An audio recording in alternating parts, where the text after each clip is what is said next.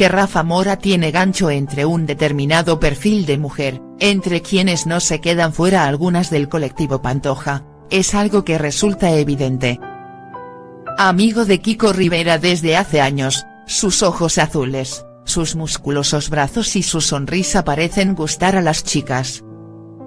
Según reveló Rafa hace tiempo, Isa Pantoja, siendo aún una niña, estaba enamorada de él. Este sábado en el Apóstrofe Deluxe, el colaborador y extronista de Mi Iva afirmó que Dulce, la niñera de Chabelita, le había insinuado "ay, si yo tuviera 20 años menos".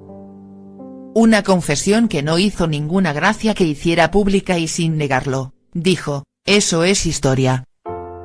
Si llego a saber que estabas aquí, digo que no estés en mi entrevista", afirmó la niñera. Y es que Dulce ahora no lo puede ni ver.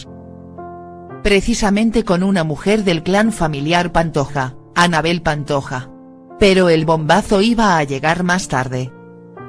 Estando sentados en la mesa del debate que hacen en el programa de las noches de los sábados sobre Apóstrofe GH Dúo, Rafa Mora animó a Anabel a que contara qué hubo entre ellos hace tiempo.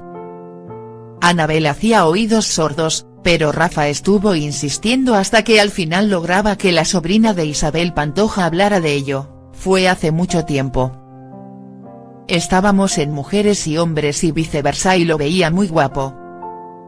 Una noche soñé con él y mojé la cama", dijo, entre cohibida y avergonzada pero con una sonrisa picaruela por haber contado su secreto. En ese momento Rafa Mora se levantó de la mesa y fue hacia Anabel Pantoja, a quien besó, siendo correspondido por otro beso de ella. Anabel continuó contando que, al día siguiente tenía que verlo en el programa y me moría de vergüenza. Pero ahí no terminaba la historia. Pensaba, "Este hombre me ha visto desnuda", dijo, riendo aunque hubiera sido un sueño.